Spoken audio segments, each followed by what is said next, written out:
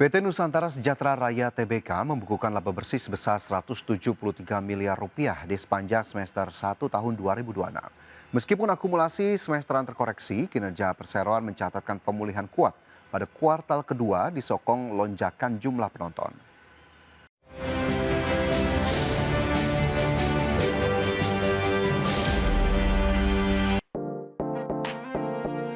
PT Nusantara Sejahtera Raya Tbk mencatatkan laba bersih sebesar 173 miliar rupiah pada semester pertama tahun 2026.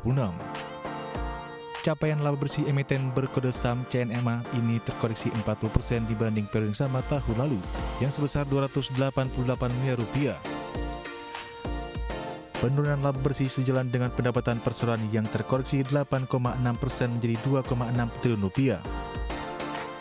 Penjualan tiket bioskop menjadi kontributor terbesar pendapatan dengan porsi 60,2% atau setara 1,6 triliun rupiah. Sementara itu, penjualan makanan dan minuman menyumbang 886,3 miliar rupiah, serta EBITDA perseroan tercatat 708,2 miliar rupiah. Kinerja operasional perseroan menunjukkan tren pemulihan yang signifikan pada kuartal kedua 2026. Pendapatan kuartal kedua melonjak 40% menjadi 1,5 triliun rupiah dibanding kuartal pertama sebesar 1,1 triliun rupiah. Perbaikan kinerja ini ditopang oleh lonjakan jumlah penonton yang meningkat dari 15,5 juta menjadi 21,9 juta orang. Peningkatan pengunjung didorong oleh hadirnya jajaran film favorit baru serta penambahan jaringan layar bioskop secara berkelanjutan, di mana penjualan tiket pada kuartal kedua naik 38% menjadi 919,4 miliar rupiah. Sementara lini makanan dan minuman tumbuh 48%. Direktur Utama Sinema XS1 Suryo Suherman menegaskan komitmen perseroan untuk terus menjaga efisiensi operasional dan kualitas layanan. Adapun perseroan menambah 2 lokasi bioskop baru di Ciplac Cipanas XS1 dan 23 Semarang XS1 dengan total 7 layar baru sepanjang semester ini. Hingga Juni 2026, perseroan mengoperasikan 269 bioskop dengan total 1.355 layar di 55 kota dan 30 kabupaten seluruh Indonesia. Dominasi film nasional yang menyerap lebih dari 65% total penonton menjadi pendorong utama optimisme bisnis perseroan di paruh kedua. Bagi sumber untuk ID Action. Pemirsa, Menteri Perindustrian Agus Gumiwang Kartasasmita membuka gelaran Gaikindo Indonesia International Auto Show 2026. Menperin berharap penyelenggaraan GIAS 2026 mampu menjadi penggerak penjualan kendaraan nasional sekaligus memperkuat posisi Indonesia sebagai basis produksi otomotif di kawasan Asia Tenggara.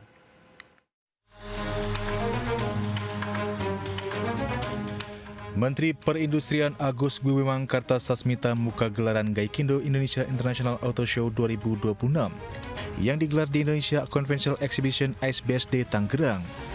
Pameran otomotif terbesar di Indonesia itu berlangsung hingga 9 Agustus 2026. Agus berharap penyelenggaraan GIAS 2026 mampu menjadi penggerak penjualan kendaraan nasional sekaligus memperkuat posisi Indonesia sebagai basis produksi otomotif di kawasan Asia Tenggara. Menurut Agus, konsistensi penyelenggaraan GIAS selama lebih dari 3 dekade menjadi bukti pentingnya peran pameran tersebut dalam mendorong pertumbuhan industri otomotif nasional. Semester pertama tahun 2026 telah memberikan bukti cukup menggembirakan, di mana produksi kendaraan bermotor nasional mencapai 615.000 unit, tumbuh 11,3%. Sementara penjualan wholesale meningkat 15,9% menjadi 436.000 unit. Dan dengan angka-angka tersebut, kami pemerintah, tadi juga kami sudah konsultasi dengan Pak Anton, berbisik-bisik, optimis bahwa target penjualan otomotif kita pada tahun ini insya Allah bisa di atas angka 850.000 unit.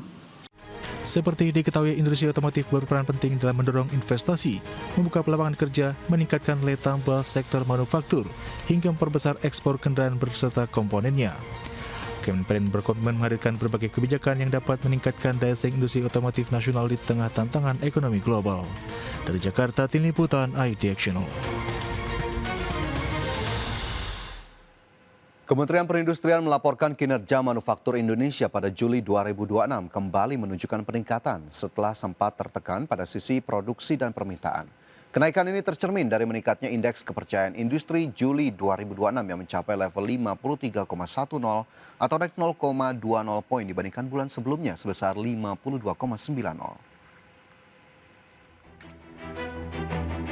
Kementerian Perindustrian melaporkan kinerja manufaktur Indonesia pada Juli 2026 kembali mengalami peningkatan setelah sebelumnya menghadapi tekanan pada sisi produksi dan permintaan.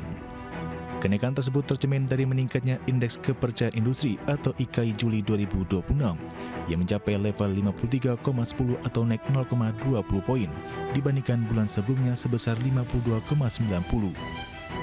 Juru bicara Kementerian Perindustrian Febri Henry Antoni Arif menyampaikan bahwa sepanjang bulan Juli, sebanyak 22 dari 23 subsektor industri pengolahan telah berada dalam fase ekspansi, dengan kontribusi mencapai 98,6% terhadap produk domestik bruto non-migas. Di samping itu, komponen permintaan baru juga mengalami peningkatan sebesar 0,45 poin menjadi 53,80, terutama didorong oleh meningkatnya permintaan pasar domestik terhadap produk manufaktur. Pada bulan Juli 2026 ini, dua tekanan pada sisi produksi dan di sisi permintaan itu telah teratasi dengan baik. Sehingga nilai indeks kepercayaan industri pada bulan Juli 2026 menjadi 53,10.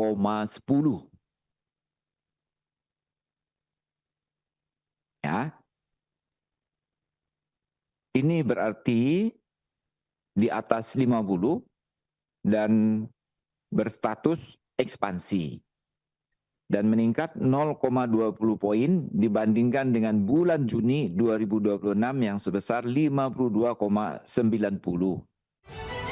Meski menunjukkan arah perbaikan, Kemenperin menilai sektor industri masih menghadapi sejumlah tantangan, mulai dari perlambatan permintaan ekspor, meningkatnya biaya logistik akibat kondisi geopolitik, hingga derasnya produk impor pada beberapa subsektor. Jakarta, Tim Liputan ID.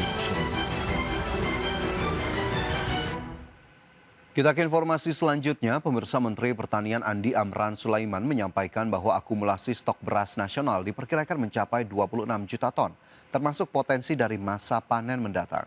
Jumlah tersebut dipastikan cukup untuk memenuhi kebutuhan konsumsi nasional hingga 10 bulan di tengah ancaman kemarau panjang El Nino.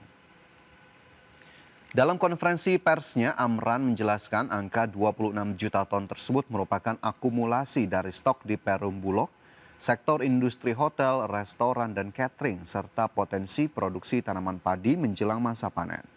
Dengan ketersediaan tersebut, stok beras nasional diperkirakan mampu bertahan setidaknya hingga Mei 2027. Dengan jumlah produksi berpotensi terus bertambah seiring masuknya masa panen raya pada Maret 2027. Adapun pihak Kementan telah melaporkan kesiapan stok beras dan strategi antisipasi El Nino berkepanjangan kepada Presiden Prabowo Subianto. Sebagai informasi, ancaman El Nino kali ini bukan pertama kalinya dihadapi Indonesia. Sebelumnya pemerintah telah beberapa kali melewati periode kemarau ekstrim yang sempat mengganggu produksi nasional seperti pada 2016 dan 2023 lalu. Juta ton standing crop, kemudian 10,8 kurang lebih itu adalah Horeca, 5,2 juta ton adalah Bulog. Totalnya 10 pas 16 juta ton. 26 juta ton itu, 26 juta ton itu, 26 juta ton itu per bulan 2,6 juta konsumsi. Artinya cukup untuk 10 bulan. Cukup untuk 10 bulan ke depan. Agustus, September, Oktober, November, Desember, Januari, Februari, Maret, April, Mei. Overlap. Maret itu sudah panen. Artinya apa? El Nino Godzilla yang sekarang lagi rame, insya Allah kita bisa lolos dan tidak mempengaruhi kondisi perberahan.